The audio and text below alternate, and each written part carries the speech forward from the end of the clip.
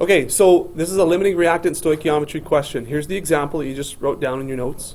It says find the limiting reactant when 2.8 moles of nitrogen burns in 9.22 moles of oxygen to produce nitrogen dioxide. So what we have to do first of all is the regular stoichiometry process, which is, and this is just the limiting reactant sort of part here. So before that, we have to do a chemical equation. We have to write a chemical equation, and we have to balance it. So let's do that first, then we'll go back to those steps. So we've got nitrogen burning in oxygen. Nitrogen is one of the diatomic molecules, so it has to be N2, plus O2, oxygen, to produce nitrogen dioxide. So you should know how to write that formula. Nitrogen dioxide is NO2. Okay? So what we'll do is we will balance this now. So I have two N's on this side. I need two N's on this side. Putting a 2 there satisfies the two N's on both sides, but it also makes oxygen. There's 4 moles on the right side. So I need 4 over here. So I'll multiply this by 2. Okay? Finish by putting a 1 there. So that's a balanced chemical equation now. Now what we're given, and what we always do is we always put the given amounts under each one in the chemical equation. So this is 2.8 moles. Now the nice thing about this is we don't have to convert to moles first, so we save ourselves a step. But we're not given an excess of oxygen, we're given a limited amount of oxygen, and that is 9.22 moles. Okay? So we have definite amounts of both of the reactants in this chemical equation. I need to figure out if we have exactly the right ratio of each to fully react, so there's nothing left over, which is not very likely. And if that's not the case, then which one's going to run out first? So we need to find the limiting reactant. There's 2 ways you could do this. Okay? 2 ways. And I'm going to spend most of the time on the first way. Just identifying the limiting reactant is pretty easy when it comes right down to it. We need the same ratio as 1 to 2. Okay? So watch this. If you take, and it always has to deal with the moles, but if you take the number of moles, and so in this case I'm going to go 2.8, and I'm going to divide by the coefficient that's on the end. 2.8 divided by 1 is 2.8. So what I'm doing is I'm kind of getting it down to a base sort of unit rate almost, a unit amount of of substance. So this one, because the coefficient is 2, I'm going to go 9.22 moles divided by 2. And that's going to be what? 4.15, 4.61? What is that?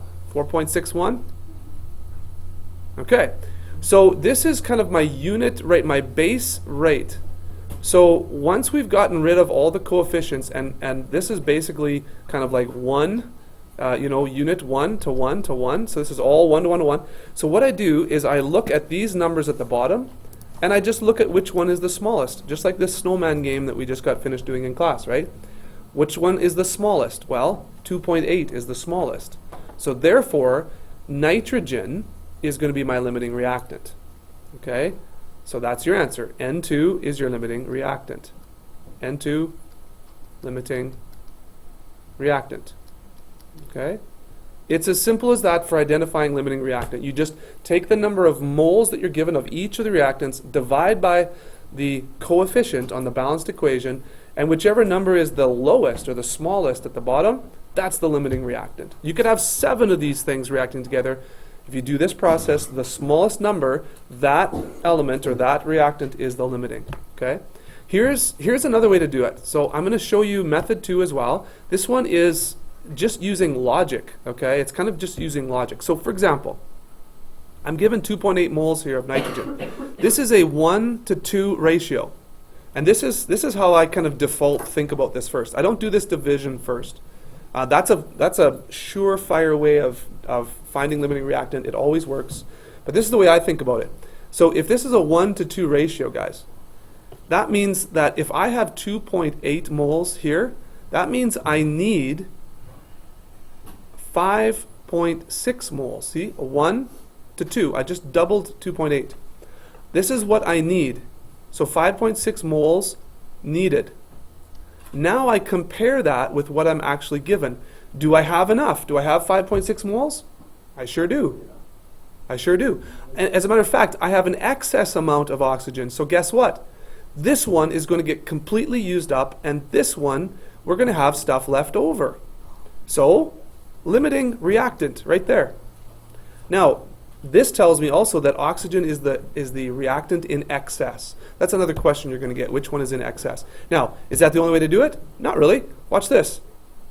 Let's say I did method 2 again, using logic, and I go like this. Well, if all of this gets used up, if all of the 9.22 is going to get used up, I am going to need, over here, I'm going to need exactly, I'm going the other way now, exactly half of that. So what's half of 9.22? We said that's 4.61. And then you take this and you say, do I have that much of nitrogen? The answer is no. I don't have that much. So guess what? Nitrogen is going to be the limiting reactant. That's another way you can look at it. You do not have enough. Therefore, this 2.8 is going to run out far before this 9.22 is going to run out. Is this making sense? Yeah. Yes? Mm-hmm. Okay. Now, the final, I'm going to go through, there's more to this question. So I'm going to go through these. Now watch. Convert to moles. Good. Divide the moles by the coefficient in the balanced equation. Good. That was method 1 that we did. The substance with the smaller amount is the limiting reactant. We did that too. So we covered 1, 2, and 3.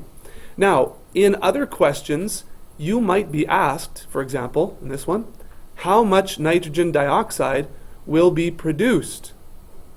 So this is the final part of these types of questions. And what you're going to do is you're going to use, okay, watch this, you're going to use the limiting reactant here in order to calculate how many moles of that. So that's what step 4 is. So use the moles of the substances given in the equation to find the moles of all other substances. So we can do that. So guess what? This one right here, the oxygen, is in excess. So I am going to just forget about all this. I have to use my limiting reactant. So watch this. I'm going to use the 2.8 number, and I am going to find out how many moles of nitrogen dioxide I'm going to get. So 2.8 moles is the limiting reactant. That's all going to get used up. And so therefore I'm going to have 5.6 moles of nitrogen produced. Okay? Does that make sense?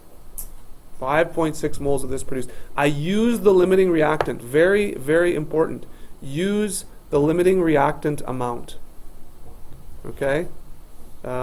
Use the moles of this substance. That's the limiting reactant to find moles of other substance. So we said that there's going to be 5.6 moles of this used up. That's it.